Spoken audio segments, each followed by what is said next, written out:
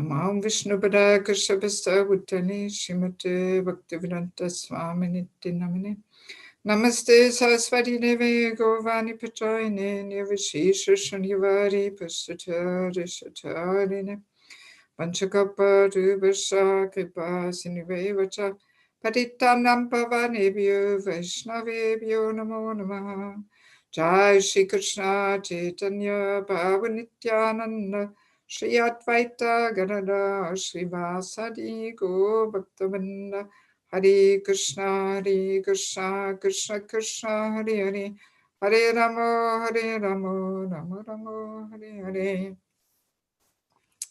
Okay, so thank you very much for joining us once again on our last session. To begin with, maybe we quickly refresh our memory what we were discussing last time. So we were talking about the power of consciousness, how consciousness floods the whole body and keeps every cell alive and emanates through every pore of the skin. And there's two kinds of consciousness, the pure and Krishna consciousness and false ego consciousness. Actually, in this connection, I think last time I did not mention that also consciousness does not only emanate from every pore of the skin, but it also travels on sound. This is, yes, it travels on sound vibration. So this is also really Krishna's amazing arrangement, because that's what makes the chanting of the holy name, especially also in kirtan, so powerfully purifying, because if kirtan is chanted by a pure devotee, so his pure consciousness travels on the sound vibration and affects our hearts, especially when we are eager, when we want to capture something from this person, then the heart is open, and the sound vibration can really purify our hearts then, because of that consciousness traveling on the sound. So this is also a nice point to remember. So then we were also speaking about humility a little bit, and then we were continuing by talking about the second rule of Vaishnava etiquette, that we should not feed our egos, but instead we should dissolve it. We should not feed and boost it by looking for opportunities where we are recognized, where we are in the limelight, where we are glorified, and eagerly taking the credit. So this is really, to be avoided if we want to dissolve our false ego. And we were elaborating on that, and also discussing, that there's an art to glorify devotees, so it doesn't feed their egos, right? Maybe you remember. And then let me see what else we were talking about. Simply, remembering how one can really do the very opposite in Krishna consciousness, and feeding and boosting and increasing our egos instead of dissolving and subduing it. And from far away, it looks exactly the same. That's what Rupa Goswami is warning us, that the weeds and the bhakti ladder, they look so much the same, and we have to become an expert gardener who can see what is the weed and what is the bhakti ladder, right? Yes, and then the very last little bit, let me see, have you all got the materials? Elder Peru, did you make the materials available? Yes? Okay. As far as I understand, the very last little paragraph of the previous materials we did not discuss, namely the extended false ego. As we said before, false ego is so tricky. It just can affect anything and everything, even humility, we can make a show of how humble we are, so even that can be affected by false ego. It basically means as soon as we use something to make a show of ourselves, that is the ego. That's the ego's pushings. The ego wants to get that gratification of being special and unique and bringing attention to ourselves. So it can be done with anything and everything almost, And like Prabhupada says, the extended ego is my wife, my husband, my children, my home, but it can even affect these, sacred relationships of my guru, my deities. Yes. This is really, this is unfortunately happening quite a lot, that we basically, what is happening in a subtle way, that we use this guru-disciple relationship to make a show of ourselves, that we say, oh, my guru is so special, and because he is my guru, that's why I am so special, or I'm the next special one next to him. So this really contaminates the guru-disciple relationship, and we actually use our guru for showing off then and presenting ourselves to be advanced because he is so advanced, and because he's my guru, that's why I am so advanced. This is, one has to really guard against this tendency. Of course, it is only natural that we all feel that, our gurus are very special because they save us from material existence. They are the ones who connect us with Srila Prabhupada. But this is a very personal and private matter. And it is not meant to be, broadcast and propagated and so on. This is, no, it's very inappropriate, and in the same way to canvas for one's guru that, you should take from my guru. Well, what is behind this tendency, that we actually subconsciously, we think, I'm a senior disciple of my guru. So the more people take initiation of my guru, then that means I am, in control of them because I am senior and they are my god brothers and god sisters. So they have to follow me and follow my advice. And it is actually we can say a bit of a perverted way of enjoying control and power over people by trying to get them to take initiation of our guru, right? Unfortunately, these things are going on. And sometimes, if we don't clearly understand these things, then we think, well, what's wrong? He simply loves his guru and he's convinced that his guru is wonderful and he's simply, preaching to others about it. So what's wrong with that? So it's very subtle. Hey, can you close the door? Okay.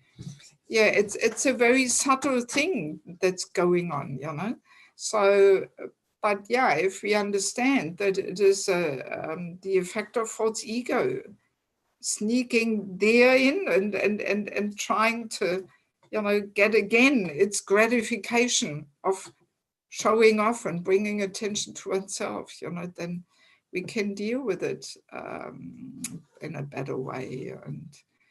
And yes. And same thing with my deity, This is also a very dangerous and unfortunately not so uncommon tendency that, sometimes there's even some subtle competition going on, who's got the most exotic deity at home and my deity.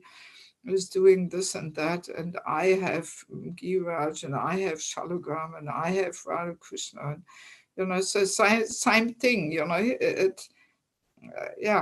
it becomes part of our extended false ego. I mean, if I want to say it in a bit of a provocative way, I hope nobody takes offense, but, like the materialists, they have their status symbols. They drive Mercedes and BMW and this and that. And, so in the same way, a deity can also become like that fast. If the false ego enters and we just use the deity to show off and project a certain profile and so on, so we have to be very careful, yes. Because also, I mean, this is of course a big topic and a different topic, but, in these days now, even uninitiated devotees have deities in their homes. It's almost like it's becoming like a souvenir. When you go to India, you have to come back with a deity. What? You don't have deities? So, but I mean, 35 years ago when I joined, practically no grihastas had deities, and everybody was concentrating on serving the deities in the temple. I never had my deities. I never felt any need for this. I was always serving on the altars of so many temples, So, and this was the mood that, everybody was concentrating on serving the deities in the temple. And only if people were living far, far away from the temple and could not possibly come to the temple, then all right, they had their own deities. But then they were also doing puja every single day, full puja, not just every Ekadashi bathing or something. No, this was going on every day, So this is how it was 35 years ago. But now even Bhaktas and Bhaktins come back from India with Giriraj and Shalagrams and all this, and then often there's that spiritual maturity is not there. And then, the deity worship just becomes some shallow and cheap thing, and just to show off and impress others how advanced we are, that we have this deity and that deity and so on, So yeah, I mean, this is, how even the false ego can affect such relationships with Guru, with our deities, And then sometimes, I have been in these situations where people almost take pride in, oh, can I give you some Mahaprasadam from my deity? Oh, my deity is so special. You have to accept prasadam from my deity, So, yeah, what to do, I mean, of course, usually I don't say anything and, I just let it go by, but people easily get offended or something. But, it's good to bring attention to this and be mindful and don't fall into these traps, because we only poison our spiritual life with these things. We think we are doing the right thing and we have deities, but that's the point. If it's done in the mood of false ego there and showing off and using the deity for our gratification, then this is useless. It will not help us to cultivate bhakti. Yeah, so these were the last little points there. So yeah, we have to be very careful. And I think we did mention last time that, kirtan and giving lectures, this can be a very convenient forum to show off, to feed our egos and boost them, And yeah, and His Holiness Satchidananda Swami Maharaj, he likes to call this kind of kirtan where we show off, he calls it poisonous medicine capsule. From outside it looks like the real thing, but actually it's got poison in it, and therefore it is actually contaminating the hearts. Yes. And in regards to reciting the Bhagavatam, we have a similar instruction, that the professional reciters who simply use the Srimad Bhagavatam for some material gain to either become famous and have followers or get some money, so this is compared to the milk being touched by a poisonous serpent. One should not hear from such reciters, because again, the motive is not pure. Purity is the force. So even though Bhagavatam, holy name, they are pure in itself or in themselves, but because we touch them with, contaminated consciousness, then they're covered, like the milk being touched by the fingers of a poisonous serpent. So yes, one has to be careful. One has to be careful. So we can say, yes, actually, in our heart, there is an asana, a throne.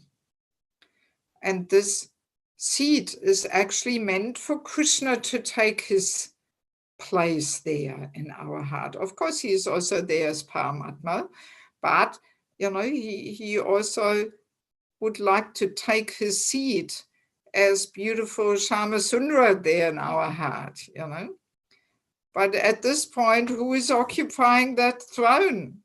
The big, fat, false ego sitting there. I'm so special. I am it, So, and therefore, there's no room for Krishna to take his seat there. That's the problem. So, and as we are chiseling away there on the false ego and trying to push the ego aside and off the seat, so proportionally there's room for Krishna to take his place there.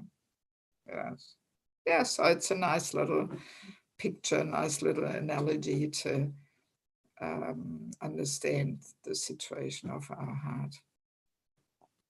Okay, so now we are kind of starting with the material, with the topics of the last session. And again, there is quite a few points.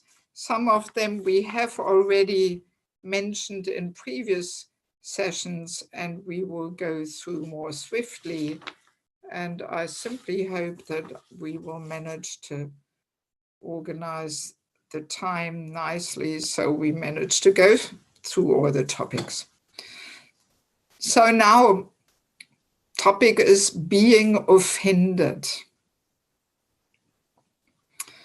I mean, this topic in itself is actually enough for a whole seminar in itself, but at least we briefly want to touch upon it, because again, it is just such a common phenomenon in our lives, that we are offended, And yeah, good to understand where does this come from, this being offended? That actually, again, it's the false ego, our constant companion and troublemaker. It's again the false ego there. So let us understand what is underneath this false ego, this being offended. I often say, half jokingly, I say being offended is not one of the 26 qualities of a Vaishnava. So, and of course, it is very much connected also with humility. False ego, humility, they go hand in hand anyway. But a humble person will never get offended. A humble person will think, yes, well, this is what I deserve. And actually, I deserve so much worse than this. And Krishna is so kind, he only gives me one little drop. So there's no question of being offended if we are humble, And as we mentioned last time in connection with tolerance, Haridas Thakur, Prahlad Maharaj, they didn't get offended, even though they were tortured and mistreated, and Hiranyakashipu trying to kill Prahlad, but Prahlad didn't get offended. No, he didn't get offended. You know, so, but a proud person immediately gets offended. Proud person thinks, oh, how can they treat me like this? And, you know, this is not what I should get here, and so on and so on, you know. So good to understand.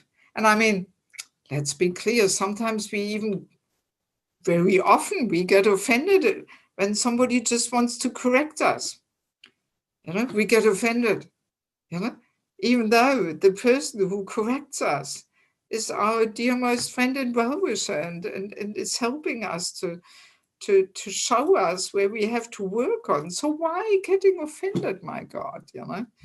So, but yeah, very commonly we find this. We simply want to tell something a person and, oh, they get offended, you know? So let us understand, when we get offended, it is our problem. It is not the problem of the others. It is our problem. That, I mean, if we can just take that out of the seminar, this is already a good step forward, because how often do we get offended? And of course, we blame the others, and, you know, we have a whole thing there, and the ego is crying for justice and revenge and all this. And we think it is the problem of the other person, but no, it is our problem. And it is a certain inability there to tolerate. That's what's behind it. You know, we cannot tolerate.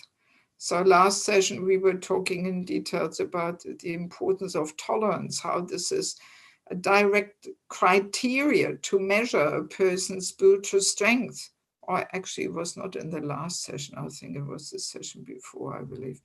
But in any case, yeah, how important this quality of tolerance is, because it directly reflects the fact that the false ego is already a little subdued and already a little dissolved, you know, and that means progress, that means advancement. And if we want to go back to Godhead, we have to dissolve the false ego. Otherwise, as we know, subtle body of mind, intelligence, false ego, if it is not fully spiritualized and transformed, it will take us to the next ghost body. No way around it, you know. So if we want to go back to Godhead, we have to work on dissolving the false ego, definitely. And that is a sign of advancement. Yeah, so I mean, there is a few verses also in the Bhagavatam. Where do I have them? Where it says how a devotee is never inclined to avenge themselves. You know? Let me see. Here in 1:18:48. So first canto, 18th chapter, 48. I think you don't have this verse on your sheet. I came across it later before I put the materials together. There it says, as such, the devotees are never inclined to counteract personal defamation, curses, negligence, etc. As far as such things are concerned, in personal affairs, the devotees do not care for them. But in the case of their being performed against the Lord and his devotees, then the devotees take very strong action.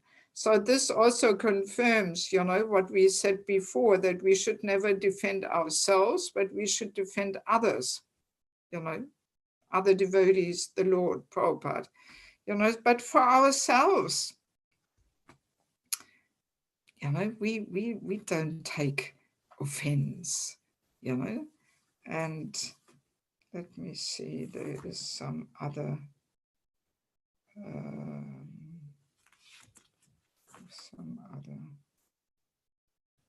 yes, here you got that number on your sheet, 4648.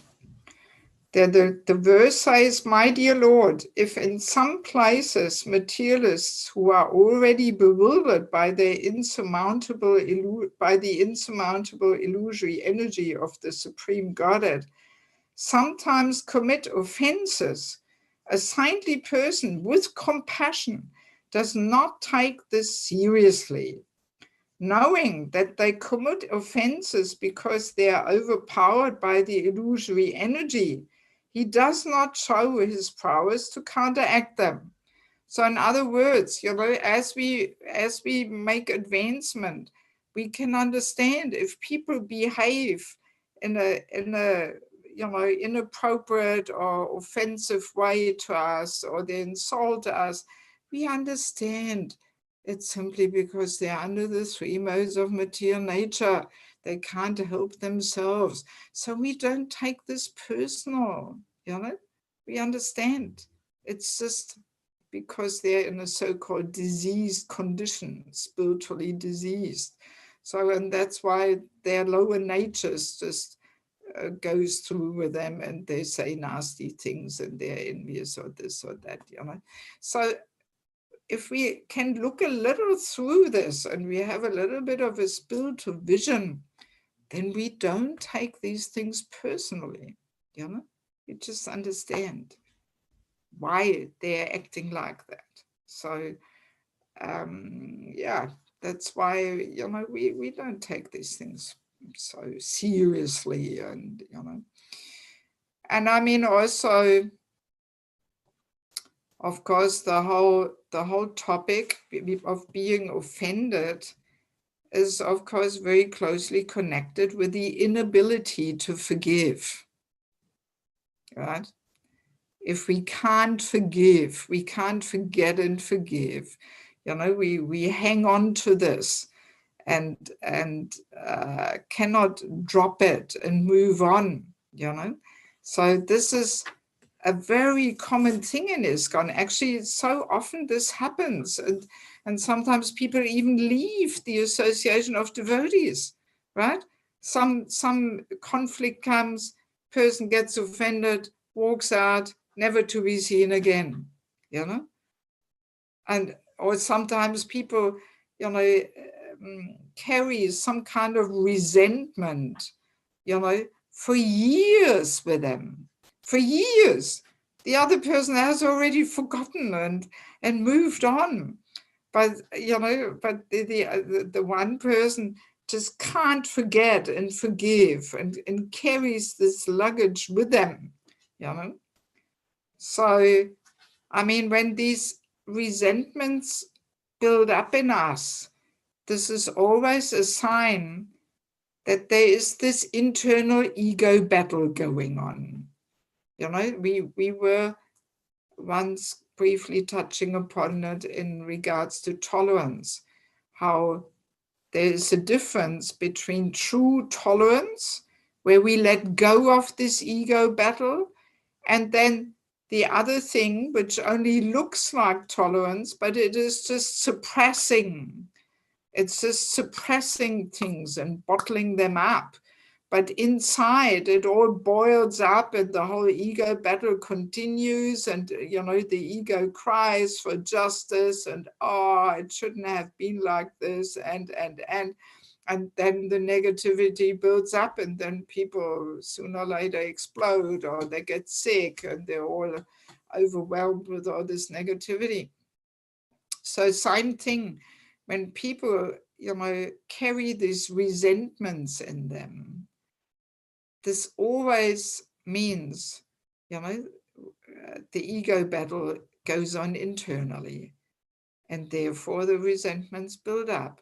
So again, it is a question of our false ego, and we suppress all the negative feelings, but then the grudges, build up, and we allow the grudges to pollute our heart, actually. And we hold on to it. And that magnifies that negative exchange which we may have had with a devotee.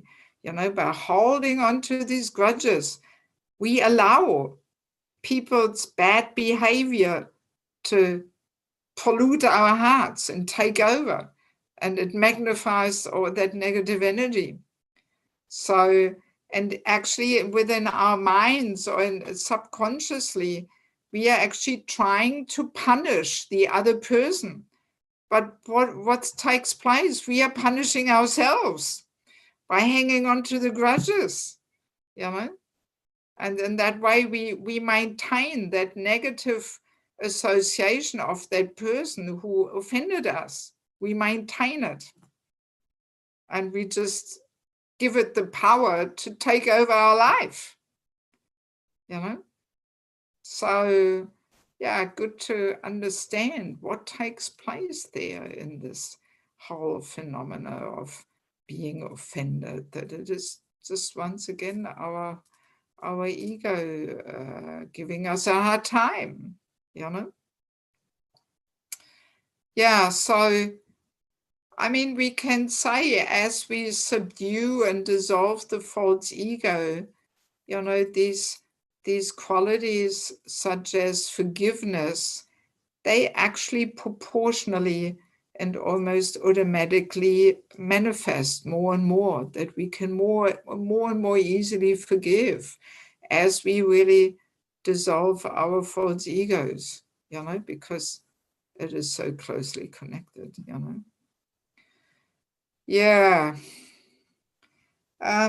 Yes, let me see. I have in this book here, The False Ego, A Constant Companion and Troublemaker, I have, you know, spent quite a bit of time there talking about forgiveness and so on. And I've listed a few little forgiveness meditations. And I thought maybe I'd just read a couple of them. For example, here, the truth is, unless we let go, unless we forgive ourselves, unless we forgive the situation and others around us, unless we realize that the situation is over, we cannot move forward, right? Yes, we cannot move forward, you know, it just keeps us stagnant, you know. We have to understand, okay, we have to forgive ourselves and forgive others and the situations and so on. And the situation is over. It's over. It's gone. So let's drop it. Let's move forward, you know. We have to preach to ourselves a little bit there, you know. Forgiveness is not only something we do for other people, we also do it for ourselves to get well and move on. Forgiveness doesn't excuse their behavior. It prevents their behavior from destroying our heart. Yeah. Yes. Yes.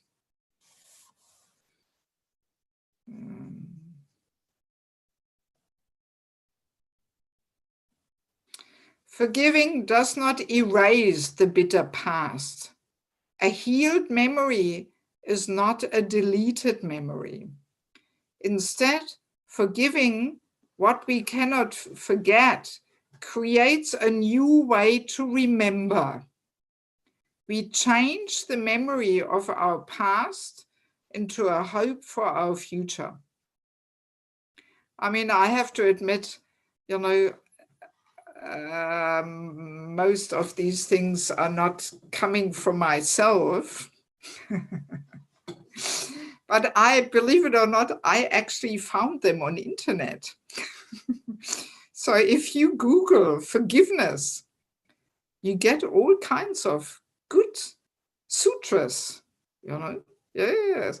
So even some non-devotees, they are, you know, they actually have some deeper insights on this whole topic of forgiving and how it really affects our own lives and hearts if we cannot forgive. Of course, they don't really talk about the false ego, so that I don't know. But in any case, you know, or even there is, for example, one from Nelson Mandela. He says, as I walked out the door towards the gate that would lead to my freedom from the prison, I knew if I didn't leave my bitterness and hatred behind, I'd still be in prison. You know? Yeah, I mean, they're pretty good realizations, you know. So, and sometimes I find when we hear such things from even non-devotees, it can even create a stronger impact on our minds and hearts, you know.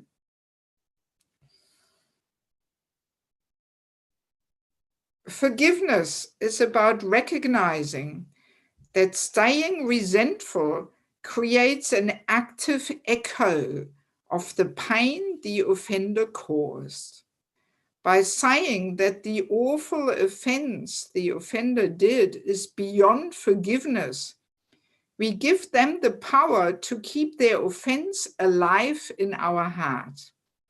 We give the offender continued power over us. You know? Yeah, I mean, these things are just so true, you know.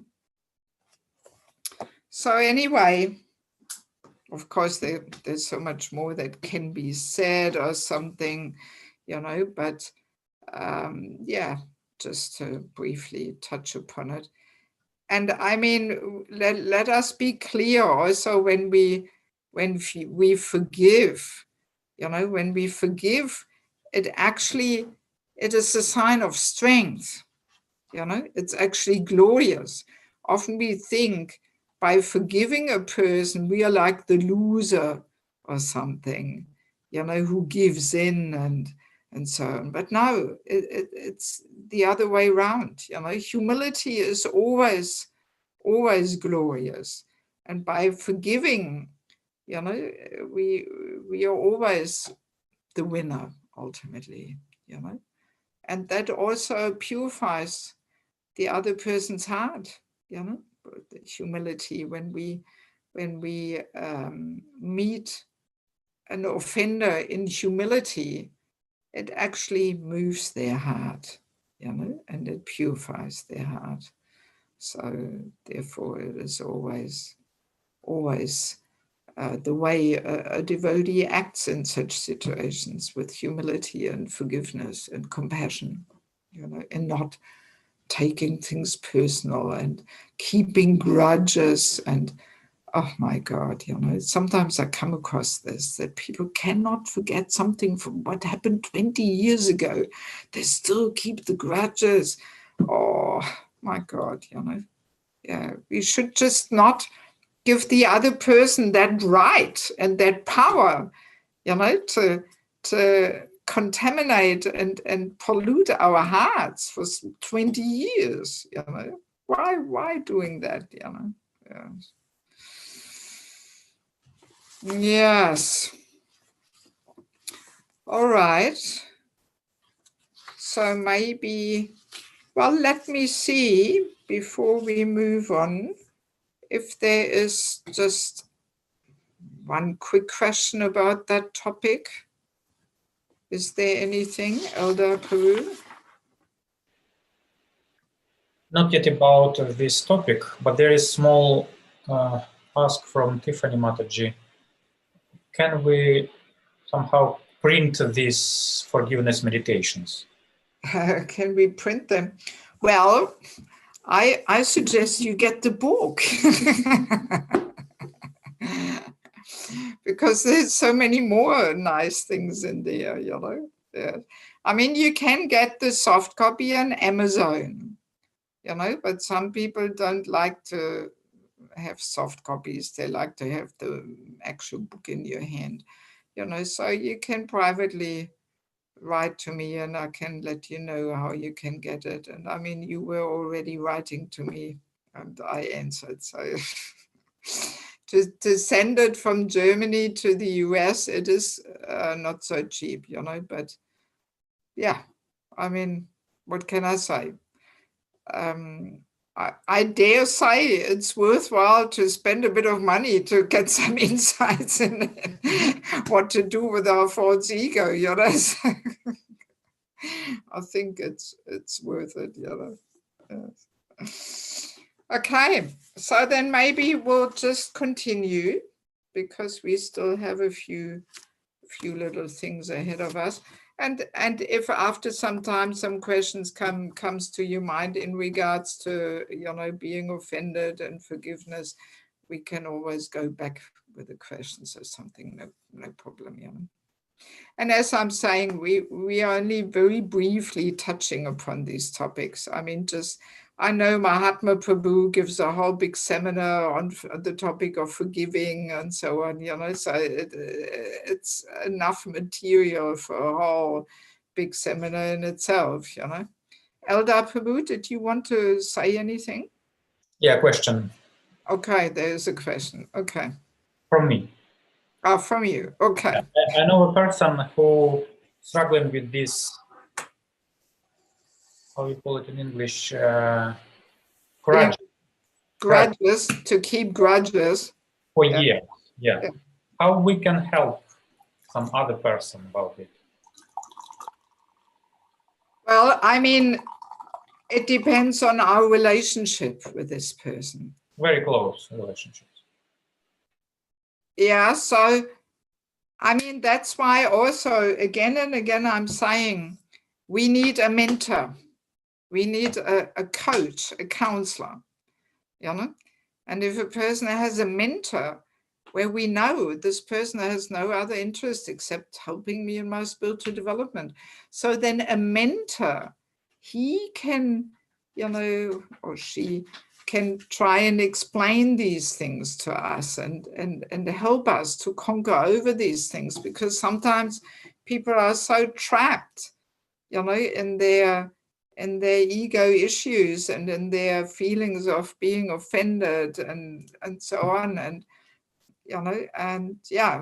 that they by themselves, they can't actually really see what is the problem. And that's why we need such a confidential, well-wishing friend who can help us, But really, the person has to trust us. So it very much depends on the relationship, how much trust and faith that person has in us. And also, of course, we should have a little bit of a senior position to him. Like if you're not initiated and he's initiated, it's against the Vaishnava etiquette to go and, advise him and give him some recommendations or something. This is already against the etiquette, Yes. Otherwise, we very easily cultivate some fault-finding mentality and always thinking that we know better and we have to tell the person and give them some guidance. Completely inappropriate. A person who is senior to us, we cannot advise or guide them or comment in some instructive way or something. No, this is against Vaishnava etiquette. So yeah, we have to be careful, So, yes. Or you recommend them the book or the seminar or something. I don't know. Or if you don't have that position to help the person, then maybe you can point out, can point somebody else, to that person to help him, that you go to a senior person and you share that this person has a problem with keeping grudges and being resentful and all that, and then maybe that person can help, but they also have to have some deeper understanding, Sometimes not everybody knows what actually goes on there, with this whole situation of being offended and resentful and so on. And very often we think, oh, well, yeah, he's got a reason because that person was doing something unfair and unjust and so, but doesn't matter what the other person did to us, Still, the Vaishnava mood is to forget and forgive and move on, Yes. Okay, so let us move on. Yes. Let us quickly remember how materialistic culture is really designed to increase gross and subtle bodily concept of life. That is really what material life and its culture is all about. And it's designed to, deepen the bodily identification, because so much so much emphasis and importance is given on the bodily needs and bodily satisfaction, and even through things like fashion and hairstyle, you know, these things are very simple but very prominent ways how people feed their egos by, you know, fashion, wearing something really different and special, and, you know, or the name brands and all that. That all increases bodily identification, and especially also feeds the ego, you know, that I'm different, I'm wearing this, and you know, and hairstyle. People make all kinds of amazing creations there with their heads, with their hair. So I am also talking about this in the book Spiritual Culture, Krishna's Divine System, you know. So yeah, it is really designed to simply help us to show off in so many ways, you know. And also what people usually call self-development, you know, it's also very modern thing, yes, to do all kinds of self-development courses. Well, what are we developing here? Not the real self of the soul, you know, but we are developing the subtle body, actually. That's all it is, you know. And we put emphasis on mind, intelligence, false ego. So that we are developing in these self-development courses, you know, that we can show off better and we feel more confident, but that confidence is based on ego and not based on taking shelter of Krishna. So yeah, the real self is something completely different. That's Krishna consciousness. There we develop the real self, but not in these so-called self-development courses there, you know. And I mean, yeah, often we also don't realize when we speak about, well, this is my nature, I'm introvert, I'm this, I'm that. So again, no, the real self as us being spirit souls, that nature is something completely different. The soul, the real me, has a completely different nature. What we call my nature is usually my conditioning, you know? Yes, but we don't want to maintain this. We want to get rid of that. So very often, because we think we identify with our conditioning, we like to stick to it and say, well, this is my nature. You know, that's the way I am. And in that way, with that attitude, we protect it, we preserve it, instead of dissolving the conditioning, you know. Yeah, so we simply have to look a little through things and understand things more deeply, and not just on the surface. And yeah, I mean, here, what else I mentioned, we actually discussed this pretty much, you know, that the four principles of material advancement, namely high parentage, good wealth, high education, and bodily beauty, very easily, Prabhupada says in that purport, they become disqualifications because of that, because they feed the ego, and then we get proud about it and we think, God, look at me, I'm so special, and so on. And again, material life and its culture, it's all centered around that, really, you know. The success in material life means whoever can show off the best and promote oneself, you know, he is most successful. So yeah, that's what material life is all about. Whereas spiritual life and its culture is designed for the opposite. It is really designed to decrease and to dissolve, you know, this bodily concept of life, gross identification with the gross body and also with the subtle body, you know. And again, just to only very briefly touch upon this, this is one main reason why we wear devotional clothes. because it helps us to dissolve the false ego and the bodily identification. So Krishna gives us this frame of devotional clothes.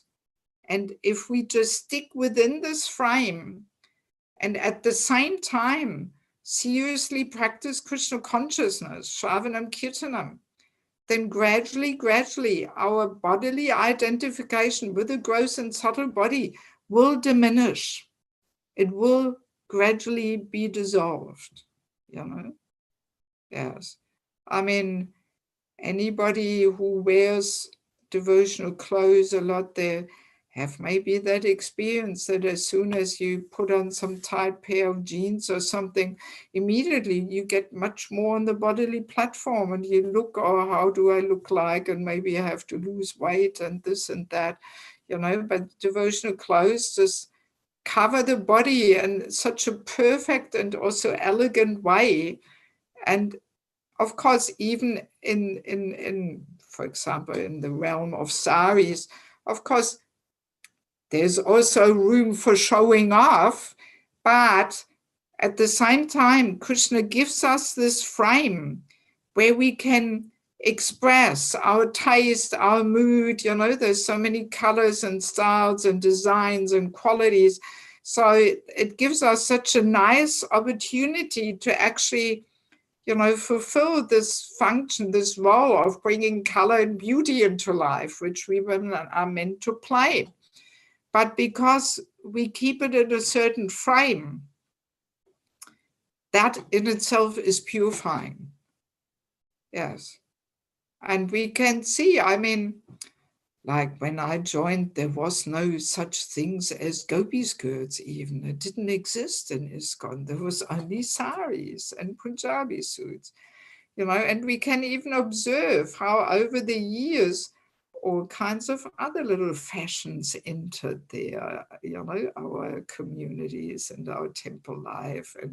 And already there we can see they often promote more the figure of a person, they're tight, and yeah, not so loose like the sari. Of course, sari, again, it depends how we wear it.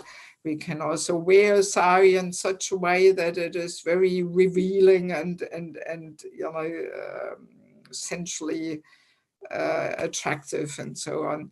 But if we wear it properly, it reduces this whole man-woman attraction. And it helps us immensely to let go of the bodily concept of life and also ego, and same with the hairstyle, just putting the hair together, covering the head. This helps us to cultivate humility, Yes, it's subtle, but it's factual, because the hair is such an important thing and very sensual, very attractive. And yeah, there's some little pride there when we don't cover the head. And, this is very subtle, but it is there, And to cover the head requires, more humility, It helps. It all helps. So basically we can say, yes, spiritual culture is designed in such a way to help us to dissolve the false ego. And naturally, the more elements and aspects of spiritual culture we accept in our daily life, the more helpful it is for spiritual progress.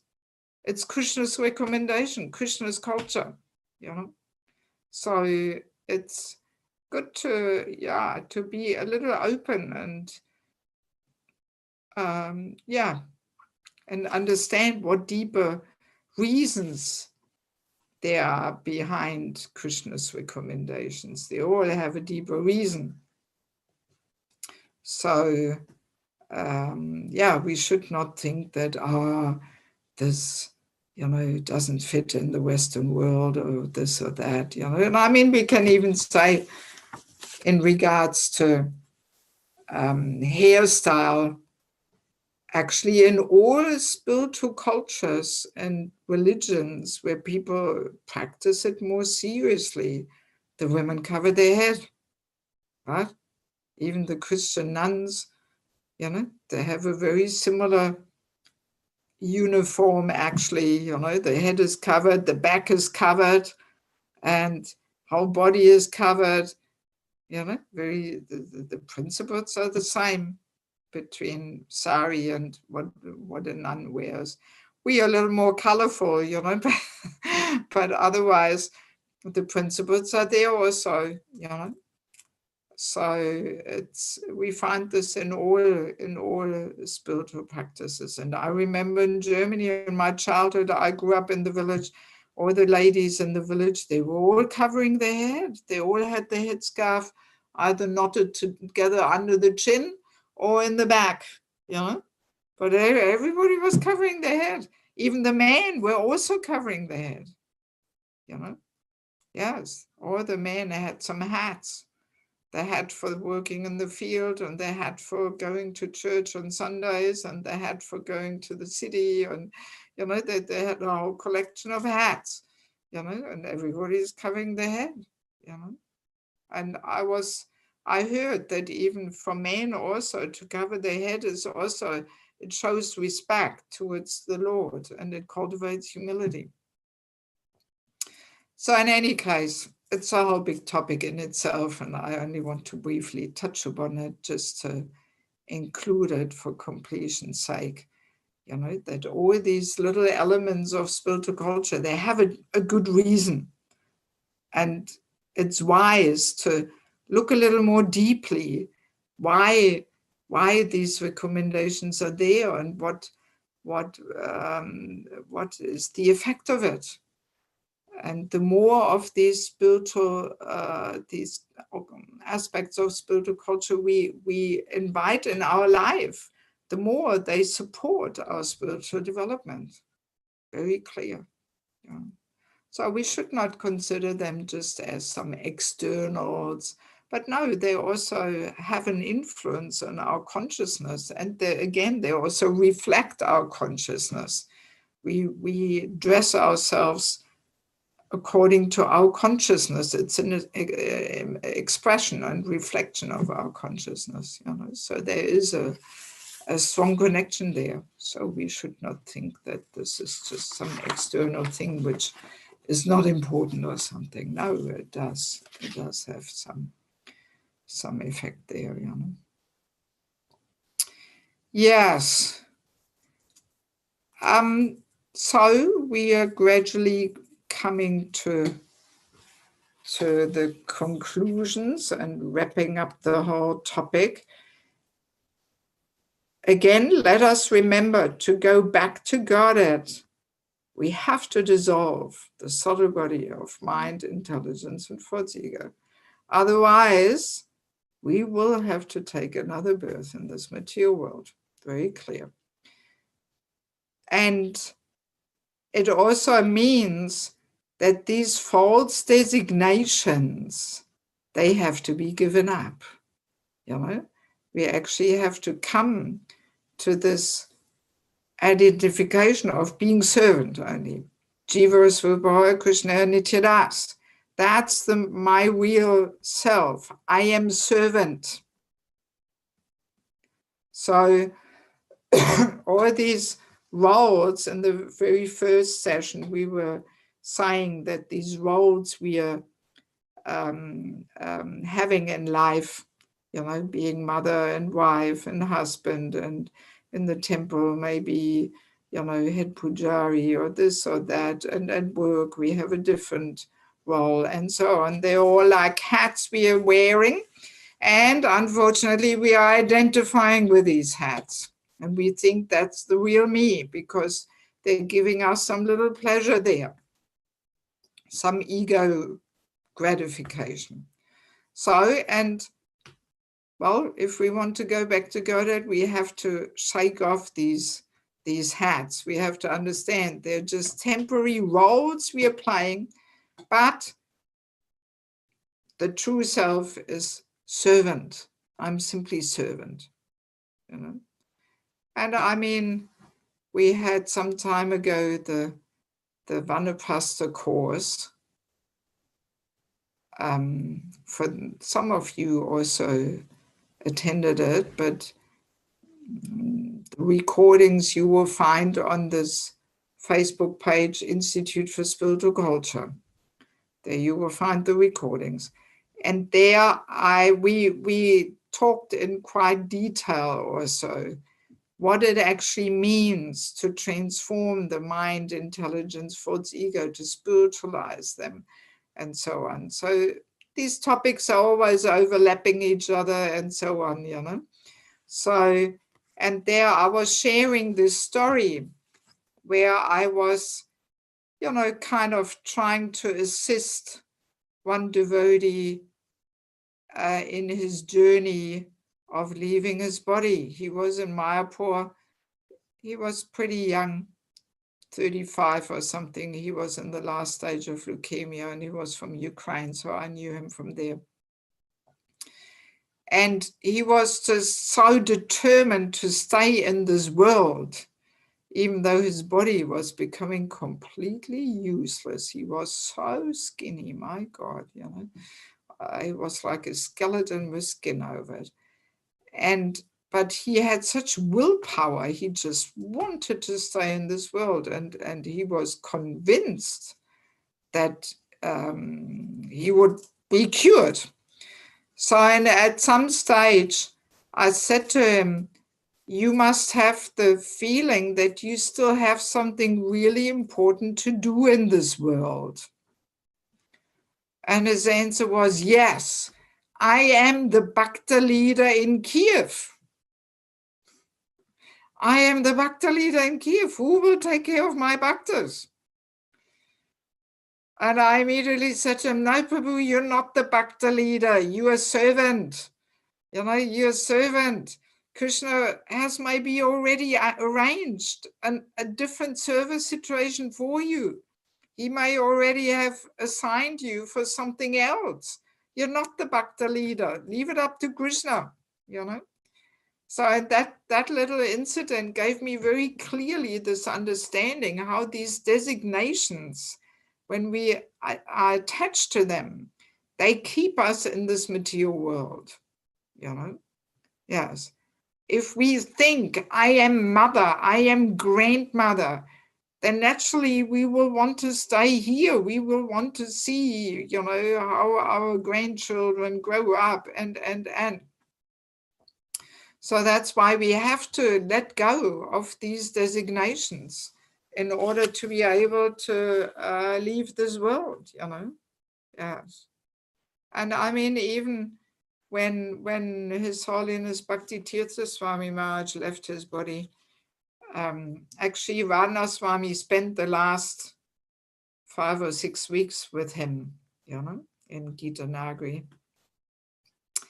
And after Maharaj left his body, Radhanath Swami gave, I think, a 5-hour Sunday feast lecture or something about his time with Bhakti Tirtha Swami. This is quite an amazing lecture. You can find it somewhere on internet.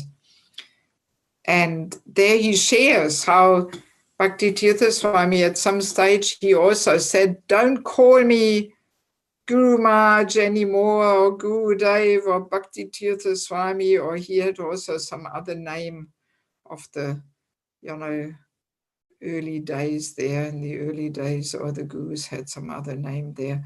I can't remember what name he had. In any case, so he was really objecting. He was saying, no, don't call me like this anymore. I want to give this up. I just am Jiva Swarupa Krishna Nityadas. I'm just servant, nothing else. I don't want to hear it anymore, all these designations, you know, because even Guru Maharaj is also a material designation. It's an upadhi. It's not, it doesn't describe our eternal relationship with Krishna or something, you know. So yes. So that's why this all has to be given up if we really want to go back home, back to Godhead. And yes, death gives this glimpse into eternal reality. Oh, you found even those classes, did you? My God, Eldar Prabhu, you're pretty quick here. How did you find that so quickly? He put the link there, you know, to these classes. pretty good to have a good technical assistant here. Yeah, so in any case, death really gives us this little glimpse into eternal reality. You know, when we stand closer to death, we realize, oh, wow, all these things which are now so important for us, all these things which we are identifying with, all our big achievements, they have no significance, nothing. They're all completely unimportant. The only thing that counts is my relationship with Krishna. That's our only wealth we are allowed to keep. Everything else is mercilessly stripped off us, has no significance, no shelter. You know? So, and that is actually eternal reality. My relationship with Krishna, I'm eternally servant. Everything else, as we said, is part of the nonsensical stage performance, the crazy circus. The show is over, curtain closes, you know, and it's all finished. Yeah, yeah. Yeah, so it's good, you know, it's sobering to every now and again remember these things, you know, and understand this is just temporary at the time of death. Not important, not important, you know. Yes. Yeah, so also there is a quote which says, you know, that death is just an experience of the false ego.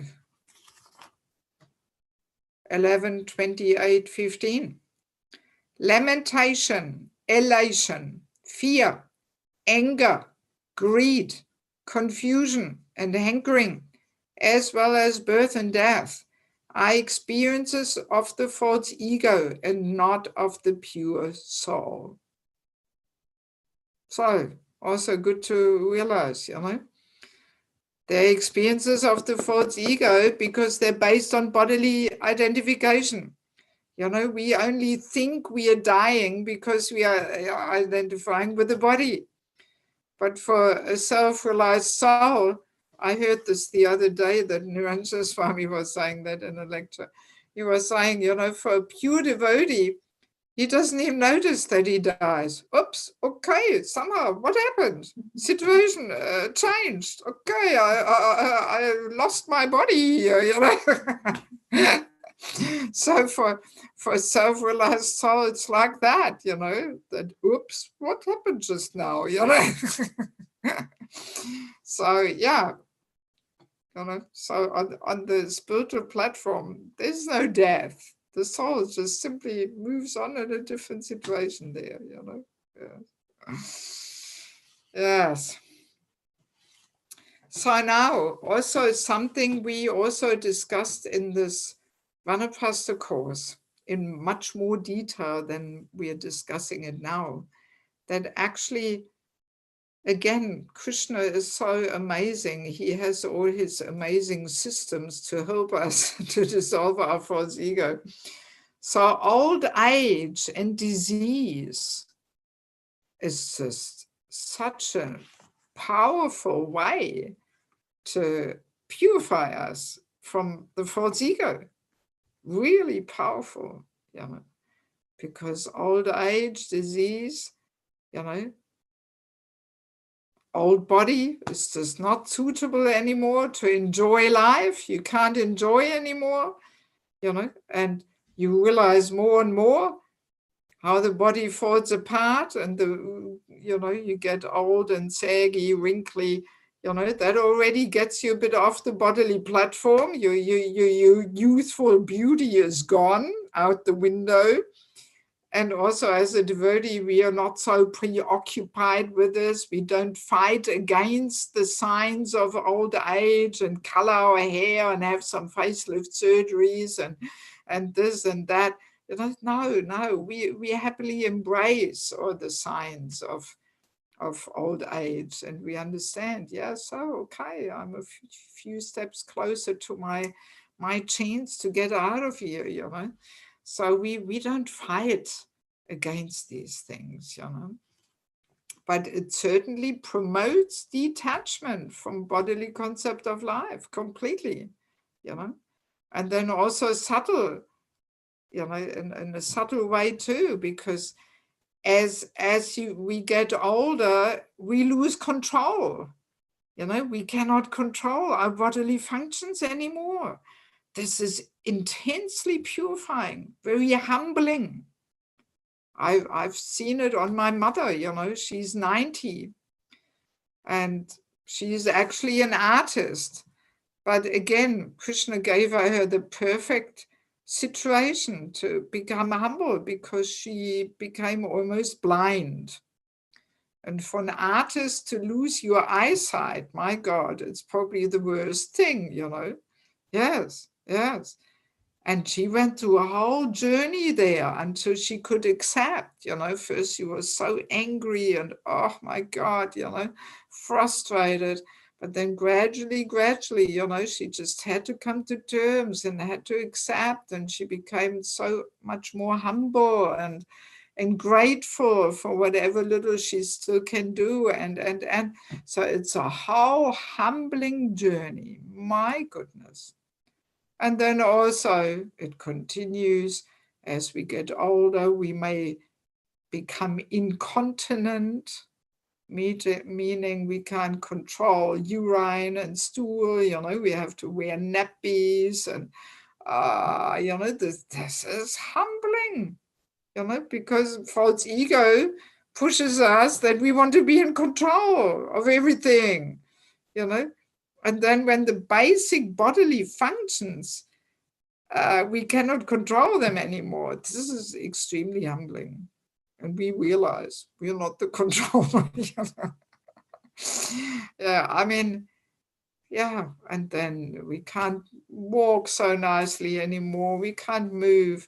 We can't be externally successful anymore. We really have to switch towards internal achievements and activities, you know, and internal achievements are not that, not that glorious. They don't give glory and satisfaction to the ego, you know. So in Kali Yuga, everything is really directed towards externals, you know, external achievements, because they gratify the false ego. As we said, material life and its culture is all about boosting and increasing the ego and feeding it, you know. So that's why everybody's running for external achievements. So once we're around 50, 55, you know, we have to make a switch. We have to turn towards internals, you know, otherwise sooner or later, health crisis forces us, you know, that we have to stop running and achieving things. And then if we haven't built up some deeper internal life, we will fall into some hole, some vacuum, and then we get all depressed and we don't feel needed anymore. And you know, so it's a whole thing, you know. And this is a very purifying journey, really, you know. Just even having to hand over certain activities or posts and titles to let others take over is humbling, you know. Usually we like to stick to our posts and titles and so on to the very end, or until a health crisis forces us, you know. But actually more intelligent to do this voluntarily before a health crisis forces us and switch towards internals. That's all part of Krishna's system. So that at the point of death, we really focus on Shravanam Kirtanam. So old age is already preparing us for this, you know. And I see it so often on devotees, you know, how difficult it is for devotees to stop running and deepen their internal life, you know, because they're just so used to having this external successes and confirmations that, yes, I'm useful, I can do things. And you know, of course, there is some phase in life is meant for that, you know, let's say between 25 and 50, That's the time when we achieve things, when we do things and contribute in very active ways. And from 50 onwards, of course, we can still also do things, but the signs are there, old age is coming, the final challenge is coming, death is coming.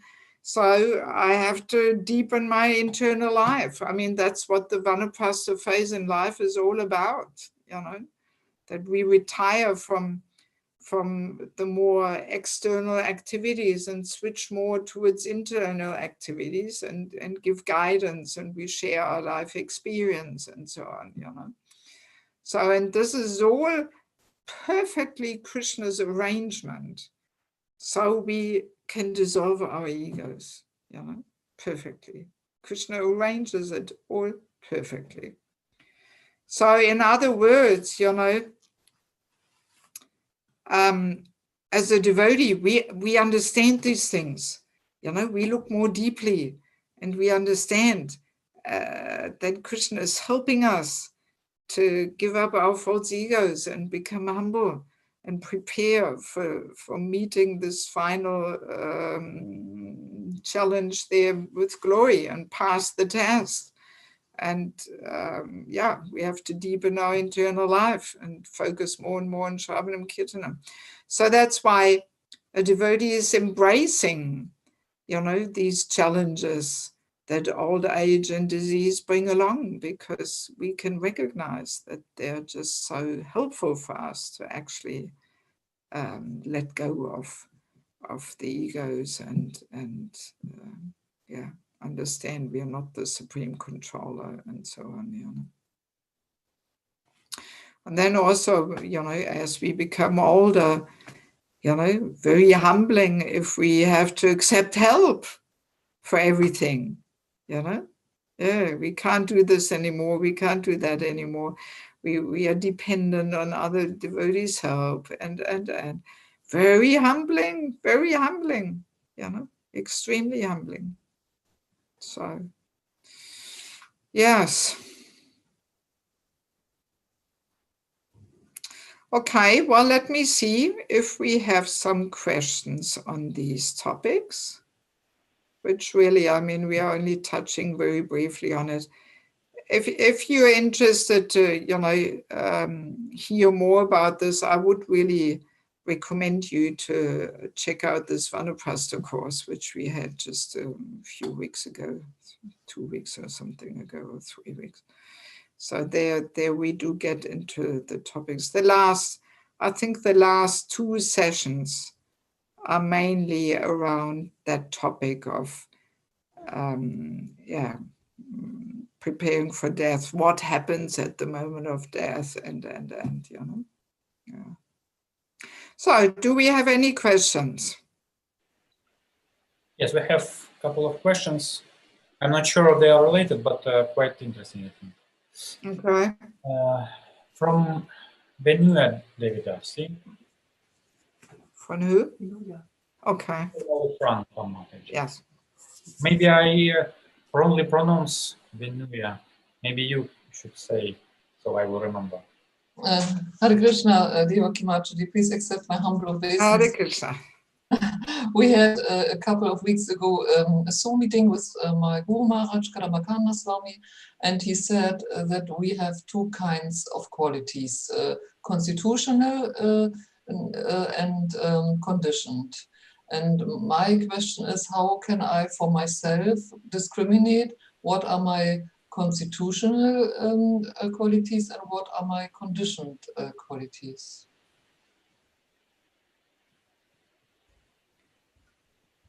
Well, I assume that with constitutional qualities, we talk about our eternal constitution, right? Or what? I think he meant my English is not so good. That are qualities which are not changeable in us, and others are qualities which we erworben. Ich weiß nicht, was erworben ist, das richtig? Conditioned. Also Kadambakana Swami, wenn ich es einmal kurz auf Deutsch sagen darf, sagte, dass zum Beispiel, dass er stur ist, das ist eine Eigenschaft von ihm, wo er sagen würde, die lässt sich nicht ändern. Und dann gibt es eben andere Eigenschaften, die sind bedingt, und das meinte ich jetzt. Also. Okay. Not quite sure what to say about this. Okay. I mean, to be stubborn, I don't, because for those who don't understand English, she was saying that Kadambakana Maharaj was giving this example, saying that he is stubborn, and that's a constitutional quality which cannot be changed. But I'm not sure. I mean, by no means, I don't want to, disagree with him, but I can't quite understand what he means, because to my understanding, being stubborn can be changed. It's just a conditioning. It's not our eternal quality of the soul or something. I don't think so. I don't think so. So every quality we have is a conditioned quality, as long as we are not like a soul full of compassion and love, and then every quality is a conditioned quality of us, of ourselves.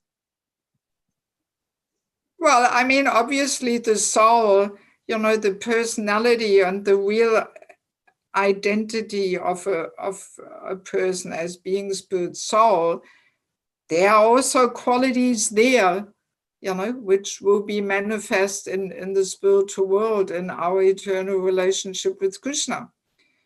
But those qualities at the moment, they're completely covered, my God, So, and as we become more purified, those qualities shine through, they come out, as the thick layer of dirt is removed, the true qualities of the soul shine through, So these are the qualities, according to my, vision and understanding. Those cannot be changed because they're eternally our constitutional position, and part of our eternal personality as spirit souls. But things like being stubborn or something, that is conditioning, that is conditioning. Thank you very much. Bit off the topic, but nevertheless interesting. What else do we have? A question from Sasmita Mataji. What's the difference or relationship of mind with the false ego? Thank you. Yeah, I mean, we were briefly touching upon this in the very first session, saying that these three subtle elements of the subtle body, mind, intelligence, thoughts, ego, they do affect each other backwards and forwards, and not so easy to really separate them. Similarly, like, the elements of the gross body is earth, water, fire, air, ether. So, I mean, how do you want to separate them clearly in the gross body? They're all mixed. They're the elements, but, in the body, you can't say, okay, the head is only earth or what, so that everything is mixed, So basically the difference is the mind is seen as the information center of the senses. So the senses perceive, taste and sound and color and this and that. So the senses report to the mind what they perceive. So, and then the mind accepts and rejects. And the mind takes place thinking, feeling, willing. I like this, I don't like that. I want more of this, I don't want more of that. You know, so that takes place in the level of the mind. And then the intelligence is meant to control the mind. But very often it's not. Very often the mind is so dominant, especially when it's uncontrolled, that it actually controls the intelligence. So the intelligence gets affected by the uncontrolled mind, you know. And the false ego is the most subtle part of the three subtle elements. And it's just so subtle, and it also, you know, the intelligent false ego, basically, there what takes place is that we think ourselves to be something which we are not, you know. Therefore, false ego. The real ego is the purified understanding of Jiva Swarupa and Krishna and Nityadas. I'm eternal servant. That's the real ego, the real me. But the false ego means I think myself to be something which I'm not. I'm identifying with all kinds of designations and upadhis, you know. So, and as we discussed throughout the seminar, you know, the false ego also contaminates the intelligence.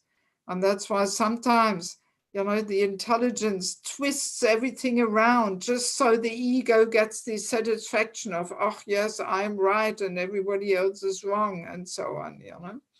And again, the false ego also affects the mind, you know, so they affect each other backwards and forwards, you know, so we can't completely separate them or something, you know. That's my humble understanding. Okay, anything else? Yes, the question from Yadavendra Prabhu.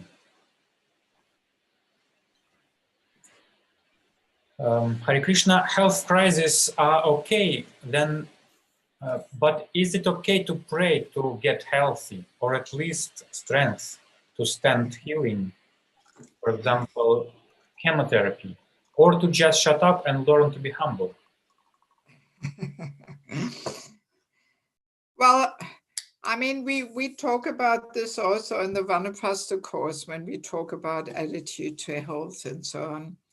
Basically, we can say it's our duty to maintain the body nicely, because our body is Krishna's gift, which he gives us so we can use it in his service and thus purify ourselves. You know, how else can we engage in devotional service if we don't have a body, you know, to actually act through?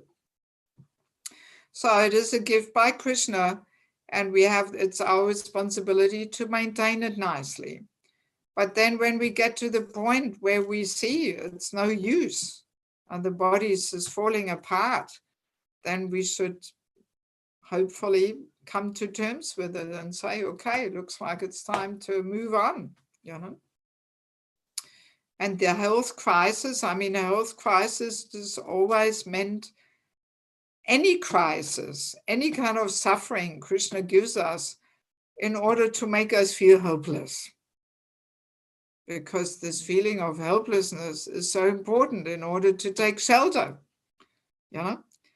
And usually it's like that only death has really that power to make us feel helpless. When death is knocking on our door, then, oh, that can shake us up. Or if somebody else leaves, that makes us sober and we realize, okay, this will happen to me too one day, you know. So this quality of helplessness, it's again also connected with the false ego. Because as the false ego dissolves and we subdue it, we actually realize how helpless we are, how strong Maya is, how we have no chance without the devotees and without, you know, Guru and the process of Krishna consciousness. And and that will help us to take shelter, you know. And we can see that all our Vaishnav bhajans, as soon as we open our Vaishnav songbook, we see how all these Vaishnav songs express helplessness. Kabi Habi Bolo, when, oh, when will the day come or Gud eif kippa bindudia, Gud eif give to the servant just one drop of mercy. And the last line is, if you're not merciful unto me, I can only weep, and I will not be able to maintain my life any longer. How much more helpless can one be than that? You know? So we can say as a devotee advances, the more helpless he will feel. So in any kind of suffering, whether it be a health crisis or anything else, is actually meant to help us feel hopeless. And it is meant to stop us from running, especially health crisis. I mean, I've had cancer twice, so I'm speaking from experience. So any kind of helpless health crisis, always Krishna puts the handbrakes on, you know, and he stops us from running. And we have to turn more towards our internal life, you know, and we have to think what is actually important, what is really the essence of our existence here, and so on, you know. So, and if we see this, then we embrace them as a good opportunity to really become more deeper in our spiritual practice, you know. Okay, so I think we will move on to our very last section here. The circle comes to a close because the most important key in dissolving the false ego is indeed chanting of the holy name. Yes, I'm sorry if you expected something completely new that you have never heard. No, it is the chanting and nothing else. And I mean, we were emphasizing it all along through the seminar, that the chanting is the one track and the Vaishnava etiquette and culture is the other track. So, and so far we have mainly been concentrating on the Vaishnava etiquette and culture. But then to close the circle, I do want to quickly, briefly bring our attention to the chanting. Because, yeah, chanting is a whole big topic in itself. Oh, by the way, let me take this opportunity to already announce that we will have a little holy name seminar also. So next week we have the seminar on the children, Monday to Friday. I think you've gotten the poster last time. So today in a week's time, next week Saturday, Sunday, and the following Wednesday, we will have 3 sessions on the holy name. And Elder Prabhu, can you post the poster for the audience so they can download it? I have to warn you or admit or whatever, that it will be with Lithuanian translation, sentence by sentence. But in any case, you know, still there will also be the English there. And so it can be understood, and it just takes a little bit of patience and tolerance for those who speak English to also hear the Lithuanian translation. In any case, the Lithuanian devotees requested me to present that topic of the holy name in 3 sessions. So there we will have at least more time to talk about it than we have now. And maybe in future, maybe we will sometime in the future do a holy name thing only in English. So let me see. But in any case, I can also announce this now before some of you may quit the conference here, that anything I will do in future, best you see it on the Facebook page, the Institute for Spiritual Culture.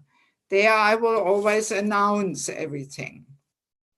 So, you know, if you want to see what else we're doing in future or something, you just visit that Facebook page and there you will see. There I'm posting, you know. So yes, let us quickly have get some little insights with the chanting. because chanting is a deep science and secret, which we also very often, we take this very lightly and superficially, and we just, it becomes just some routine thing that we chant our japa, in a routine way, just getting the 16 rounds done and so on. And by the way, in the book about the false ego, the last chapter is all about chanting. So you will have that also in the book, there's a whole, it's like a summary of the Holy Name retreats I'm usually conducting, is also included in the false ego book. So in any case, the chanting very easily becomes mechanical. It becomes a routine thing. All activities which we do very regularly, very easily, this over familiarity sneaks in. Even puja, when we serve on the altar as a pujari in the temple, and we do this every day, then very easily it becomes a routine thing, and we forget what we're actually doing there, that we're worshiping the Lord himself as a person, and it just becomes a routine thing, So same thing in our chanting, very easily we forget that actually chanting the holy name means we are associating personally with Krishna, actually, because Krishna and his holy name are non-different. So by chanting, it actually should become my time with Krishna, where I connect with him. That's actually what the chanting is all about. It is the main and foremost way how we re-establish and reawaken this lost and forgotten relationship is through the chanting. So, and we can say very briefly now, in chanting, there are two secrets. The first secret is that when we chant the holy name in japa, but also in kirtan, principles are very similar. When we chant the holy name, very important that we mindfully turn to Krishna and we appeal to him. We call out to him mindfully. This is something which often doesn't take place. One can actually chant Hare Krishna and leave Krishna completely out of the picture. Especially when the mind is wandering and we have so many issues and yes, we have so many projects and services in our life and we are running and somehow we're just getting these rounds done while we do so many other things, inattentive chanting, doing things while we chant, driving the car, going shopping, this, that, the list is long. So with that kind of inattentiveness, we usually don't turn deeply in the heart towards Krishna and call out to him, Krishna, I know you're there, please accept me, So actually we can call out chanting, only chanting, if we mindfully turn towards Krishna and really appeal to him, longing for the relationship. We know from our daily life that a relationship doesn't develop automatically simply by time passing. No, we have to make a conscious endeavor, right? And the first step of a relationship developing is that we are mindful of the other person's presence in our life. Otherwise, what's the talk of a relationship if we are not even mindful that the person is there? So same way in chanting, our relationship with Krishna will only develop if we are mindful that he's there. And it's very clear. If we spend every day 2 hours in our japa time, turning towards Krishna, longing for the relationship, it's very clear. Sooner or later, something will happen in the relationship. It will become tangible reality, right? very clear. But if we ignore Krishna and the relationship and we just focus on somehow getting these rounds done, and we think of so many other things, or we do so many things while we chant just to rattle them down, this will not do anything for our relationship with Krishna. We can chant many, many lifetimes and absolutely nothing will happen in the relationship. So only when we turn towards Krishna, deep within the heart, appealing to him, calling out in helplessness, as Prabhupada says, like a crying child, helplessly crying for his mother. This is how we are meant to chant, that we're really crying out to Krishna, longing for the relationship, helplessly appealing to him. So that's the one secret. And the second secret is, not only do we turn towards Krishna, but we long to serve. We beg Krishna, please let me serve. All I want to do is serve, serve, serve. We are not asking for any particular service. Sometimes people say, you know, oh, I'm already doing so much service. How can I ask for more service or something? No, that's not the point. We are simply longing to actually serve. It means the quality of serving, you know. Humble Vaishnava feels whatever I'm doing is actually nothing. I'm just playing around. So when will the day come when I actually start serving with heart and soul, giving my very everything? So we chant longing to serve.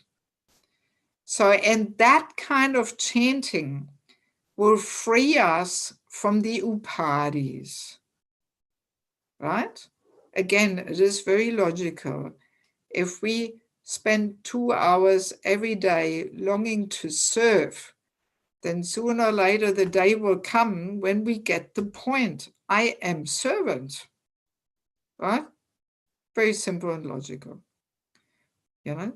So the holy name chanted with that longing to serve, that scrubs the heart from all these false designations, meaning it dissolves the false ego. And we realize, actually, I'm not this, I'm not that, I'm not man, woman, German, professor, doctor, lawyer, mother, father, whatever it may be. No, I'm simply servant. That's all I am, servant. So that's basically, you know, in a real quick nutshell here, the secret in dissolving the false ego, that we have to chant longing to serve. And actually, Bhaktisiddhanta Saraswati Thakur, he says, I think it's in the Amritavani book, he says that chanting without longing to serve is actually useless. It's useless. It's useless on the absolute platform because it will not establish us in our eternal constitutional position of serving, being servant. That's why it's useless. You know, only that chanting, longing to serve, that will free us from all the upadhis. Yes. And I mean, just briefly, you know, we also know that the Maha Mantra is actually full of Radharani's potency. Hare stands for Radharani's energy. And Radharani carries the mood of service, you know, of giving pleasure. She's the most expert in knowing how to serve, how to sacrifice herself in service to Krishna. So, you know, through chanting the holy name, we are actually tapping into Radharani's energy. You know, we can actually connect with her. And also the Maha Mantra has the potency to bring out all possible relationships with Krishna. So this is also an interesting thing. Sometimes, I'm sure, you know, we are sometimes wondering, so how will we actually find out our eternal relationship with Krishna? You know? So all we have to do is chant longing to serve. And from that, everything else will be revealed in due course of time. Because Dasya, as we know, they are the rasas, Dasya, Sakya, Vatsalya, Madhurya. So Dasya is the foundation to all of them, right? Like Sakya, the mood of friendship, that includes Dasya, servitorship, but on top of that comes friendship, Sakya. Then Vatsalya Ras, the parental affection, that includes Dasya and Sakya, and then the parental affection comes on top of that. And Madhurya, the conjugal affection, is Dasya plus Sakya plus Vatsalya plus Madhurya on top of that. So Dasya is there in all of them. So therefore, in order for Krishna to be able to reveal to us what relationship we may have in the spiritual world with Krishna, we first have to firmly be established in Dasya. And only then Krishna will reveal more if there is more to reveal. Right? Yes.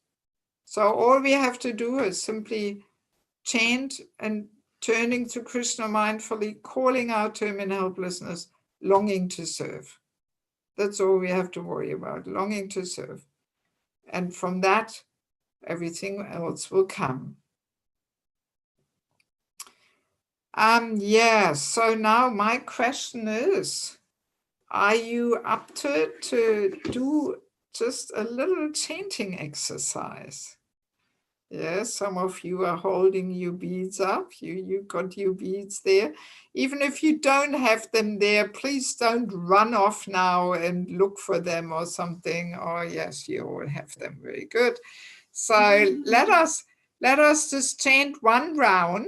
So please all stay in the conference. Don't just say, oh, well, let's just switch off and leave. No, let us do this little exercise because it leaves a deeper impression, on the mind when we actually apply this now. So let us chant one round, all at our own speed. I will also mute myself here. So let us chant one round, and we try and apply this, that we turn within our heart, we turn to Krishna, we appeal to him, longing to serve. That's how we want to chant, one round, trying to apply this, that we long to serve, begging Krishna, please, Krishna, all I want to do is serve, serve, serve, serve you and your devotees. Okay? So let us do that. I will mute myself and we all chant at our own speed. Okay?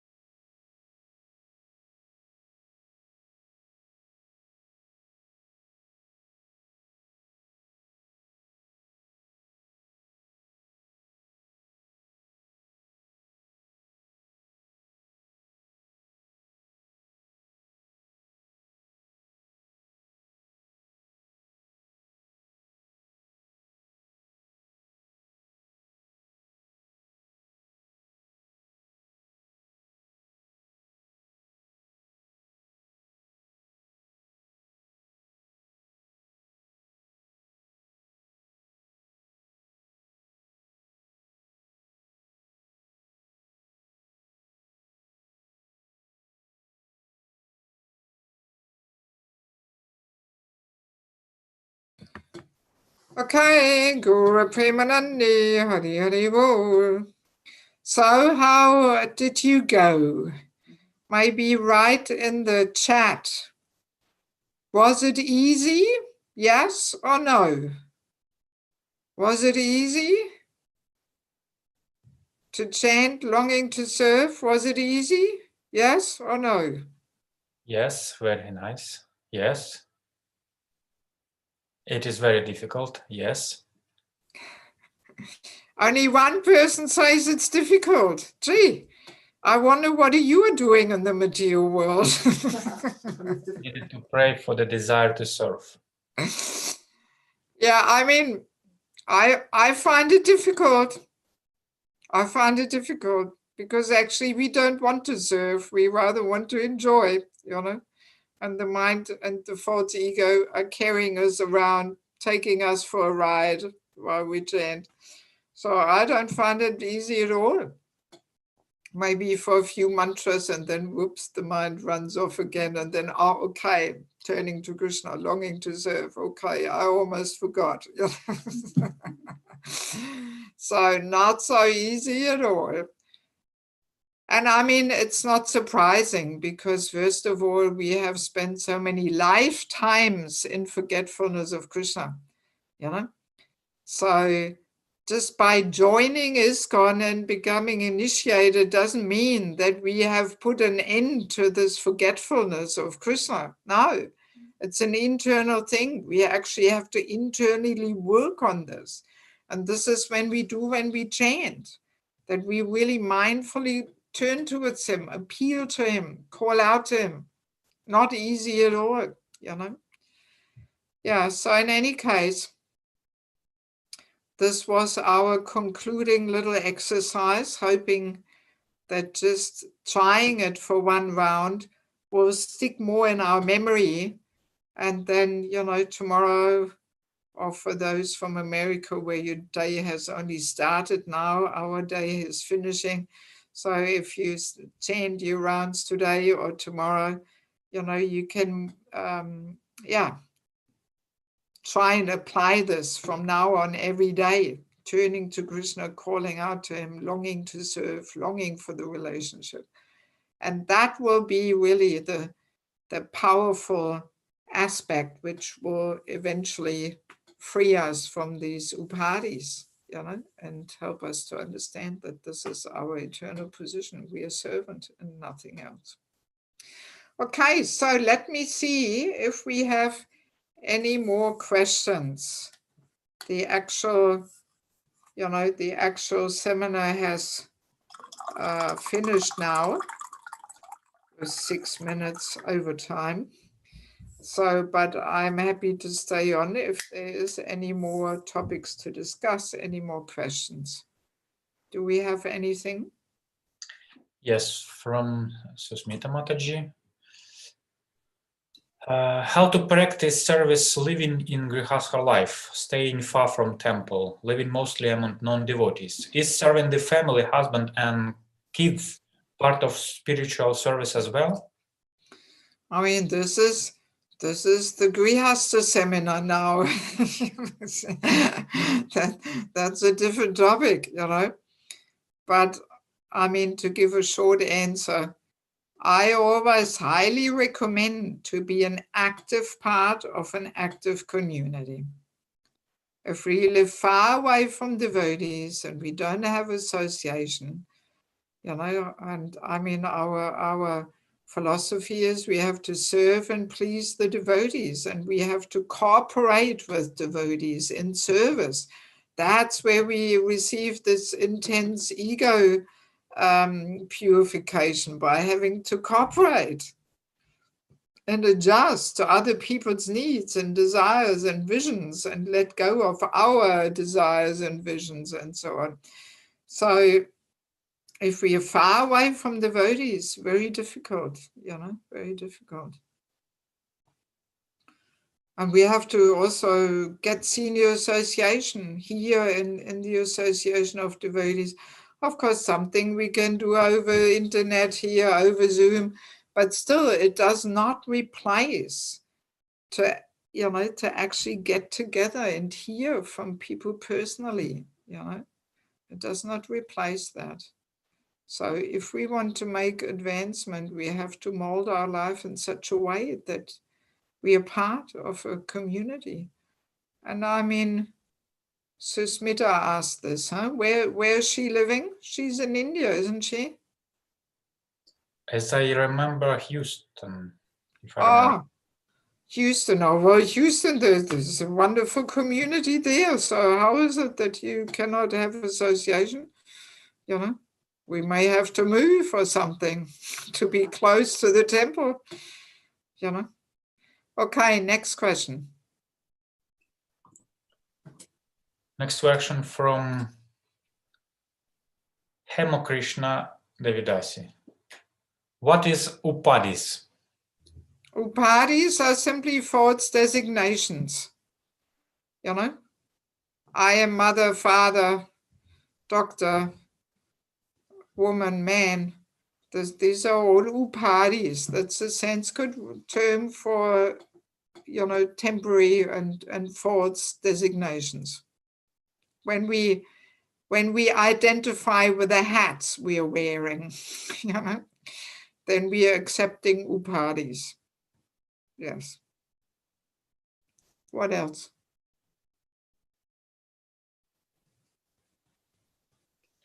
There are no more questions in chat, but oh, okay, there is one. From Shweta Dvipa. How to forgive oneself after asking forgiveness from the persons who may have offended by my actions. My mind constantly reminds me of my actions and I feel lost.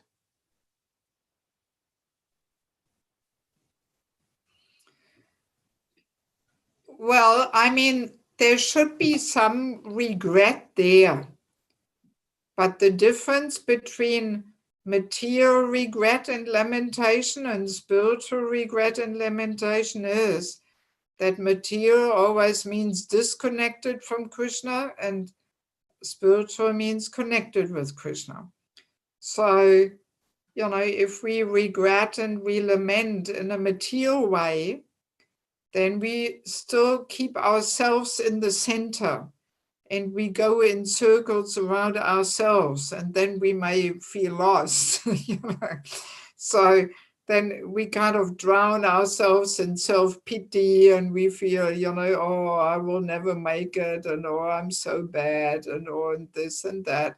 You know, so this is material regret and lamentation, and this is useless. This is actually, it is a sign of tamaguna, we can say, or it is also a subtle form of sense gratification, actually, because we keep ourselves in the center and we feel sorry and pity for ourselves.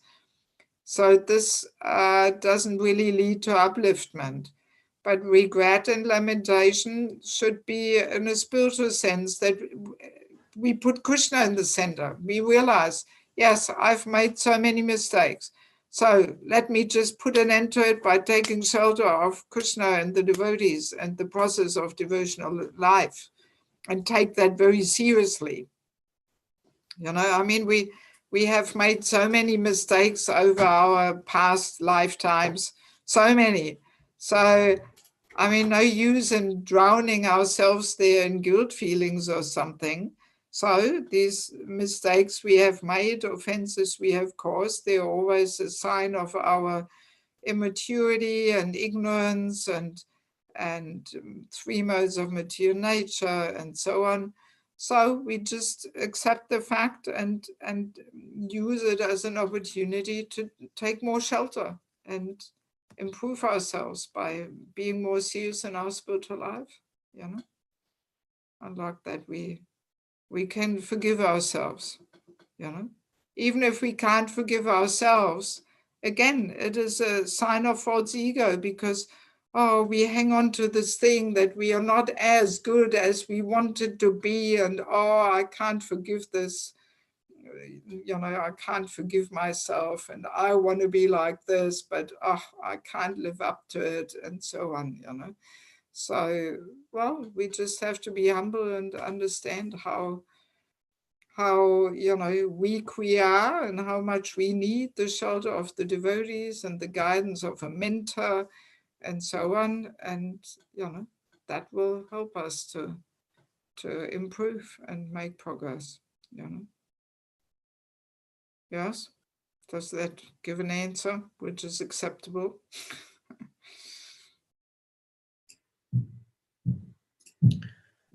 There is another request from Columbus Ramesh Prabhu. I would like to get the comments of Devaki Mataji on the Canto 11, Chapter 23, the son of Avanti Brahman. How false ego was dissolved. Well, where did you get that verse now? One particular verse or something? I mean, that's a whole new topic now, I mean, Hare Krishna Mata. No, this is a general question. That whole song of the Avanti Brahman, it talks about dissolution of the false ego. So I just wanted to get your thoughts. Like, do you feel? Before I can comment on it, I have to read it again. It's a while ago that I read this. I don't have the whole Bhagavatam in my head. I'm sorry. So this this is a bit out of context here now. Okay. Thank you. Okay. All right. Anything else? One small question from me, but there is nothing else. So what's the small question from you, Prabhu? About clothes. There are a lot of discussions about devotees' clothes and this devotional clothes, yeah? Yes. And also we discussed that we can put false ego everywhere. And here in Western world, if we will go with devotee, for example, it will just grow my false ego because I'm visible to everyone. Maybe it's better to stay some gray, some simple wearing, but not so visible to everyone. Well, as you say yourself, it's a big topic, big discussion. Of course, it depends. Like now here in Simachalam, we have minus 10 degrees Celsius and, we have about 30 centimeters of snow or something. So obviously there we have to be practical, and I'm not walking around in a white sari there outside and this kind of condition, But, well, it's just the way it is that, if we wear devotional clothes in public, it has so many good effects because, first of all, it's like a uniform. Everybody recognizes us. Everybody chants, the holy name. Everybody, in Ukraine, they say, oh, Krishna Eid. There's a Krishna Eid coming. I mean, I've been living for the last 20 years or something, only wearing devotional clothes usually. It's just now the first time for so many years that I'm in winter in Europe and there now, all right, sometimes I have to put some pants on or something. But otherwise, normally I don't even have any kami clothes in my suitcase. And I have that practical experience, how it really is very powerful because you have to be ready to present Prabhupada in Krishna consciousness at any time. You have to behave exemplary. You can't misbehave because it reflects badly on Krishna consciousness, So there's so many benefits in wearing devotional clothes. And often I have people, in planes or in trains, people say, oh, are you with the Hare Krishnas? Oh, you guys are still around. You still exist. We haven't seen you guys for years. In the early days, we always saw you in the streets, but now we don't see you anymore, and so on, So, yeah, these kind of comments I'm getting, Yeah, the same for me. But will this cover, for example, I very like to wear dhoti, but I feel that it's maybe it's false ego, you know, it's growing my false ego. But these benefits will cover this. I don't know. Now, see, just wearing devotional clothes is not enough. You know, the serious practice has to be parallel. But if we wear devotional clothes and at the same time seriously practice, you know, it is helpful to get off the bodily platform, you know. It does. And I also observe it, you know, that whenever, you know, devotees, they kind of stop practicing so seriously. You know, the first thing people always do is the men grow their hair, the women make some changes with their hairstyle. You know, that's the first thing where people want to break out of the frame that Krishna gives us, that, I have to do something different with my hair. I'm sick and tired of having them long and tying them together and all this. And the men usually grow their hair, you know. So these things are there. So it shows very clearly how these things help to subdue the ego, you know. And of course, I mean, it's not that automatically just by putting on a dhoti or sari, our ego is gone or something. Of course not. You know, that would be too simplistic, you know, and too naive or something. And yes, one can also show off in a dhoti or sari, you know. But as we continue practicing, if we just stick to this frame that Krishna gives us, we stay in that frame and we seriously practice, you know, we do become purified, no doubt. It's just the way it is, you know, apart from the fact that this is the fashion in the spiritual world, my God, you know. So if we want to go there one day, we better get that taste, you know. So in the spiritual world, there's no jeans and all this kind of stuff, you know. And even Prabhupada's example himself, I mean, there's not a single situation or picture where Prabhupada wears anything else but devotional clothes, you know.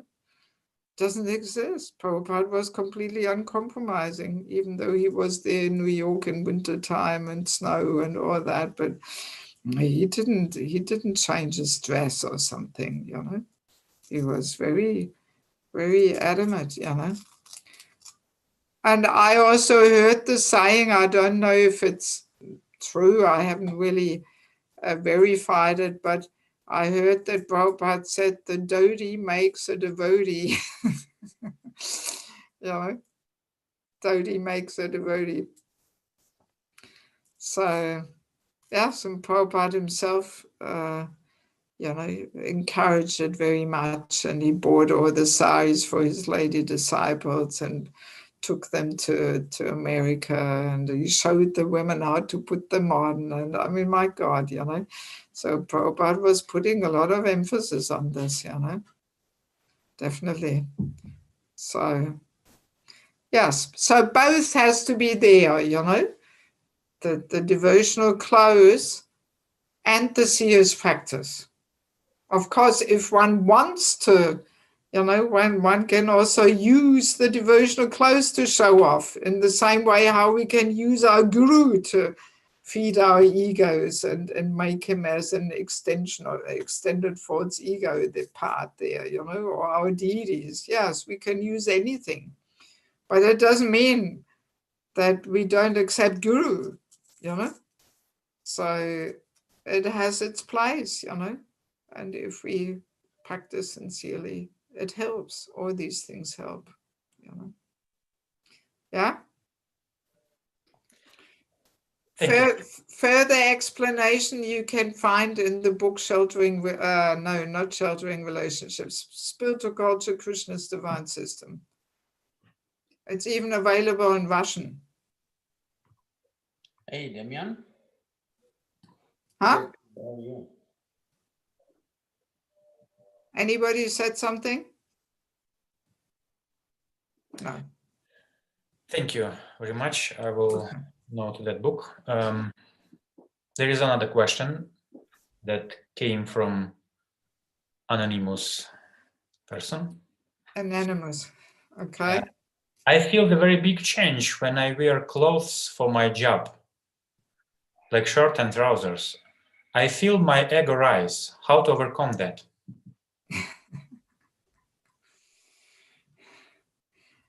Well, first step is always to be conscious of it, you know, that it is the false ego, and just,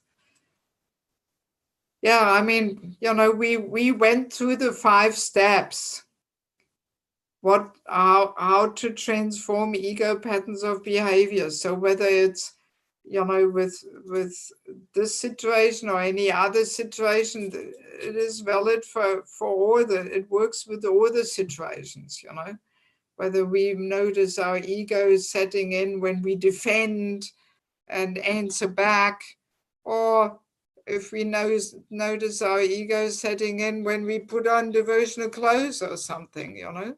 So the steps are, we have to hear about the topic, we have to desire to do something about it and free ourselves from the false ego. We have to introspect and reflect and look honestly within our hearts. We have to catch ourselves doing the wrong thing.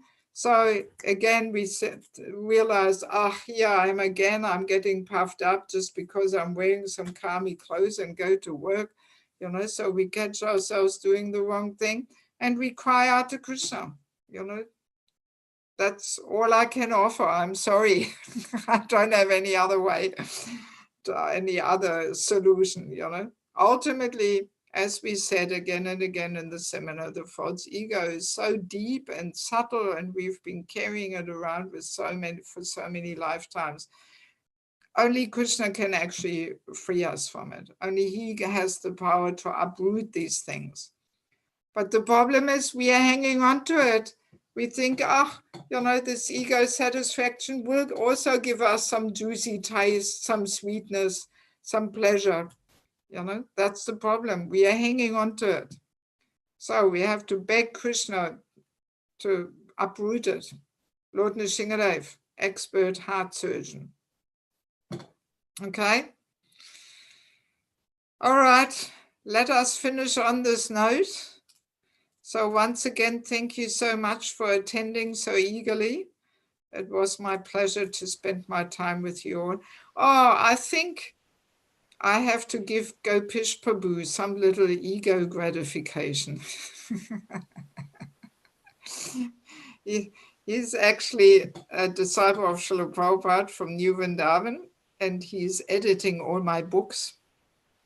And he's also been working on that false ego book. And every time he was sending me one chapter after the other back after editing, he was always sharing, oh my God, this chapter was a real ego, it's a heart surgery. I have to digest this.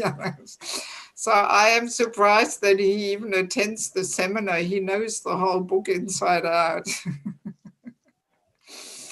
Yeah, so I thank you, Prabhu, for joining us, even though you're also busy editing the next book now. He's working at the moment on that too.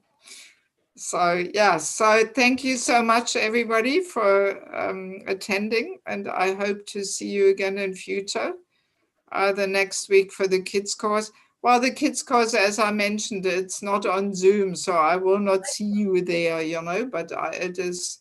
I'm giving it here for the community, but it is being broadcast over YouTube, you know. So I won't be able to see who is there and who is not there. And then the next week, Saturday, we start with 3 sessions on the chanting. And then let's see what else we do in future. So just keep yourself informed by checking the Facebook page of the Institute for Spiritual Culture, and then you will find out what other nectar we want to churn in the future. Okay, so thank you all very much, and I wish you all the best in your endeavors to chisel away the false ego there with all the tools you have received. So now it's up to you to do the internal work. Nobody else can do it for us. We have to do it ourselves. Okay. Thank you very much. Very much. Thank you. Thank you so much. Hare Krishna. Thank you very